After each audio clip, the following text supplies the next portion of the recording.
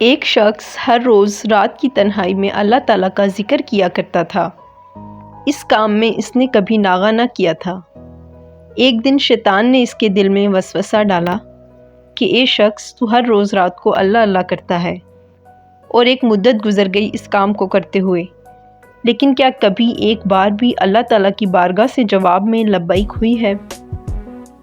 تو کس عاجزی اور انکساری سے اللہ کی ضربیں لگاتا ہے، لیکن بارگاہ خداوندی سے تجھے ایک جواب تک نہیں آیا۔ اس شخص کے دل میں اس خیال کا آنا تھا کہ وہ پریشان ہو گیا اور شکستہ خاطر ہو کر لیٹ گیا۔ خواب میں اسے حضرت خضر علیہ السلام کی زیارت ہوئی۔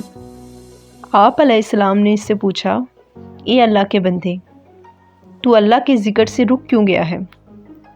کہنے لگا، میں تو ہر روز اللہ اللہ کرتا تھا، لیکن جواب میں میرے پاس لبیک نہیں آیا، اس لیے میں اس بات سے ڈر گیا کہ شاید میں اللہ تعالیٰ کی بارگاہ میں مردود ہوں۔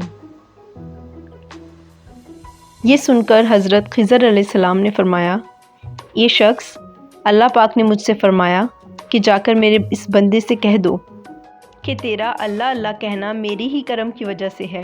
کیا میں نے تجھے اپنے کام میں نہیں لگا رکھا؟ تیری طلب تڑپ مجھے سب پتہ ہے، میں تجھے بھولا نہیں ہوں، نہ ہی میں نے تجھے نظر انداز کیا ہے۔